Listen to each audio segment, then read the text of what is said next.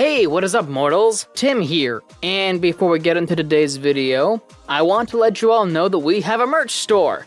Some of the items in it are only available for a limited amount of time, so if you're interested, go into the description and check it out. Each purchase helps us make more content. Secondly, if this video hits 300 likes by the end of the week, we will continue this What If. Third, if you didn't know, only 41.3% of you guys are subscribed to us, so please, hit that subscribe button and click the bell icon. Now, with that out of the way, let's get into the story.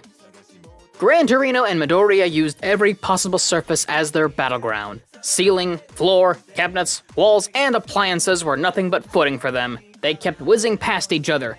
Izuku couldn't land a hit. His kicks were too obvious, and he couldn't switch to using one for all in his arms fast enough.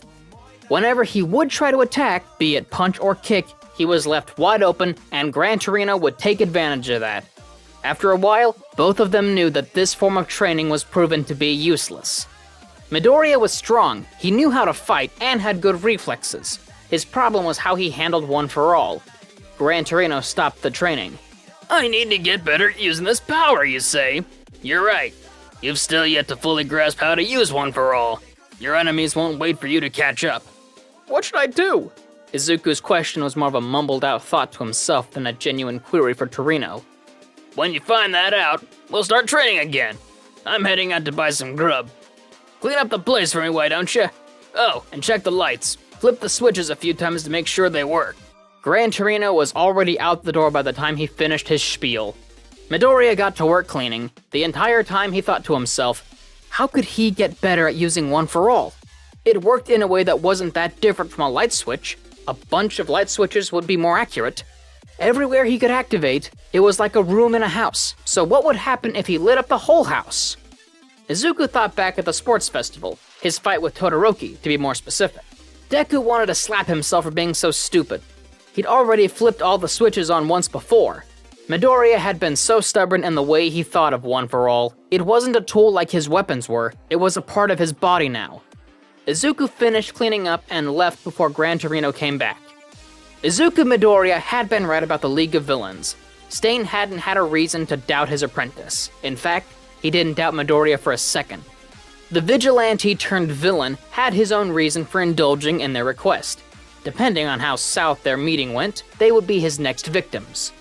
He stood in their bar, licking his lips. They'd given him some information already. I've heard about you before. The group who assaulted UA. What makes you think I'd be interested in joining your little gang? Stain wanted to leave. It was more than evident in his voice that he was fed up with them. Even before that little conversation started, he'd shown some hostility. The more the young man covered in hands droned on, the more he felt like killing them. Bloodlust without conviction was meaningless. These were the type of people he hated the most. Shigaraki kept going on and on about destroying what he didn't like. Stain was almost clocked and ready to leave. Killing them would be for another day. It wasn't until the Pale One held up a picture of his old apprentice that he started to really listen to what was being said. Like this little brat, for instance. Everything. The Stygian ninja shot his body forward and pinned down the pastel-skinned villain. He threatened Tomura with his knives, one dangerously close to the young man's neck and the other in his shoulder. The more Shigaraki talked and joked, the closer Stain wedged his knives to his neck. That boy has the will and conviction to become a true hero. Someone without it, weak like you, could never destroy him. The weak ones will be weeded out. It's only natural. That's why you're about to die. By the time Stain finished talking, his knife was already digging into the careless villain's neck, creating a runnel of blood. Shigaraki pleaded with Kurogiri to set him free of the nightmare that stapled him to the floor. It was too late, though. Stain's work was already in effect, and the shrouded evildoer couldn't move. Midoriya will show the world that the word hero has lost its original meaning in this corrupt society filled with fakers and shams. Along with them, criminals who aimlessly throw their weight around. You're all a part of my purge. Stain chuckled to himself as he continued to draw his blade into Tomura's neck. It wasn't until his knife clanked against the hand covering his face that Tomura did something. He grabbed onto the edge of the blade. It disintegrated and fell to pieces once all 5 fingers made contact. All the while, he threatened the noseless Crusader for almost damaging the appendage. Stain jumped back and readied himself. As soon as Shigaraki was standing again, he charged forward. Before he could reach his target, a pitch-black abyss of mist swallowed him, and he reappeared in Hosu. After taking in his surroundings for a while, it was decided. Stain would finish his business here, and his next target would be the League. He took out his phone and sent a message to Izuku. While training to control One for All in a new way, Midoriya got a message from his former master. It was the usual cryptic drabble that didn't make much sense. It sounded like the message was severely out of context. At least, he knew his former master was safe. He wasn't sure how he felt about that, though. Izuku hadn't been concentrating on it, but the thought that the hero killer and his master could be one and the same had been bothering him. If that was the case, he didn't want to think about it. There were too many conflicting emotions at once. Before I get back into the story, I want to let you all know we've got a second channel called Anime Deep Dive. Anime Deep Dive goes over the hard facts of the anime presented, be it over a specific character, the timeline, the lore, or even various objects within the anime. If that sort of thing interests you, go check the description below or click the icon in the top right corner. Now, with that out of the way, let's get back to our story. Izuku went back to focusing on his training. The new technique he came up with, full cowling, was still strenuous and hard to move in. Midoriya continued practicing by climbing alleyways and jumping around on building tops. 5% had gotten really comfortable, so he bumped it up to 10. He continued into the morning, then headed back to Gran Torino's place. When Izuku got there, Torino was still asleep. He decided it'd be a good idea to get some rest, and took a seat at the small table in his current advisor's apartment. It wasn't long before Gran Torino was up, though. Sleep deprivation was evident on Midoriya's face, and it didn't go unquestioned. "I was doing some training last night and lost track of time." A proud, exhausted grin was plastered on his face as he spoke. He was finally able to use One for All effectively. No more need to worry about a succeedingly increased delayed activation time for his attacks. He explained full cowling to Gran Torino and showed off his use of it. Last night, he had discovered his current upper limit for One for All was 13%. Any more, and his entire body would screech at him in pain. Torino smiled, hearing about the progress Midoriya had made. "You've got more going for you than when he was training. The only thing All Might had going for him was his body. We trained every day until he was ready to puke." There were stars in Midoriya's eyes while he listened. He hadn't heard much about when his role model was still training. "I couldn't half-ass his training. He was entrusted to me by a dear departed friend." Gran Torino's face grew solemn, and his smile sad as he spoke. "All Might's predecessor." Izuku breathed the words delicately, as if saying them too loud or in too optimistic a tone would break the old man in front of him. The previously energetic and overly humorous man before him now looked like a broken vase, barely held together by a sloppy tape job and ready to burst if the wind blew too hard. It was strange for Midoriya to see. He didn't know what he was supposed to say or do. He didn't have to, though. The doorbell rang. It was a package from Amazon. Since the old microwave was broken, Gran Torino had ordered another one.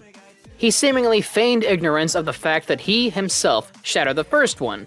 With the previous mood now dissipated, the rest of the morning was, comparatively, lighthearted and chipper.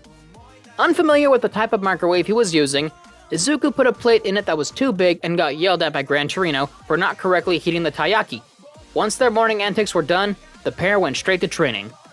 This round of training consisted of Midoriya needing to land a hit on Gran Torino within a 1-minute time limit. It didn't even take 30 seconds for Izuku to land a blow. He grazed Gran Torino, nearly slamming the retired hero into the ground. The rest of the minute was spent with Deku in pursuit and Torino straining himself to narrowly avoid or get grazed by his attacks. When the time limit ended, Midoriya had a wide grin on his face. "How was that?" He was trying to catch his breath as he spoke. He pushed himself a lot more than he had expected to. Torino hid his face, but his body's movements gave away how much he had pushed himself. With every inhale, he would grow, and with every exhale, he would shrink back down. "You did good, kid. Almost got me a couple times. Analyzing and predicting to find my movement. Forcing me with aggressive feints." You seem like you're the type who's always thinking. Who taught you to fight like that? All Might's too straightforward to think like that. He didn't wait for an answer to his question, though. The pair went right back to sparring. The rest of Izuku's second day there, and the beginning of his third, were spent tirelessly training with Gran Torino. After they were done sparring on the third day of the internship, Torino decided it was time to get to the actual interning part of it. Midoriya changed into his hero costume and they left. They went by taxi to the bullet train and left for Shinjuku. Izuku noted to himself that they would be passing by Hosu. He was still worried about Tenya and scared of what he might do. He decided it'd probably be a good idea to try and get in touch with him tonight, if possible. By the time they were passing by Hosu, it was already night. Midoriya sent a message to Ida, but it was left on read. Izuku and Gran Torino kept up some small talk for a bit, but disaster soon struck. A seemingly limp body shattered through the bullet train like it was paper mache. Panic soon set in for the riding citizens. It was a hero. Luckily, he was still alive. That didn't give anyone room to breathe, though. Not even a moment later, a giant lanky white Nomu came through the train. Its proportions were grotesquely elongated. Gran Torino jumped out of the train and used his body like a bullet to assault the Nomu. Before he left, Torino told Deku to stay put. The landscape outside the train was devastating. Large-scale explosions set off in various parts of the city. It was a shock to see. It was horrible to think that his friend was someone in that mess right now. Izuku headed into Hosu City. He was too concerned about Ida to stay on the train, and people needed help evacuating. Despite the warnings, he was sure Tenya went after the hero killer. The next thing he saw broke his heart. Tenya Ida lay defeated at the blades of the hero killer. Thank you all for watching the video to the end. Now there's a few more things I need to go over before the video ends.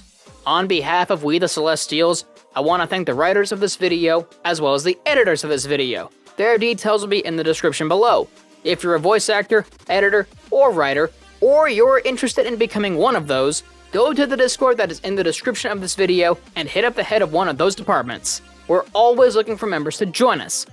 That's it from us for today's video, so thank you all for watching, and don't forget to hit that subscribe button if you're interested, and hit that like button if you like this video. Until next time, everybody take it easy and have a fantastic day.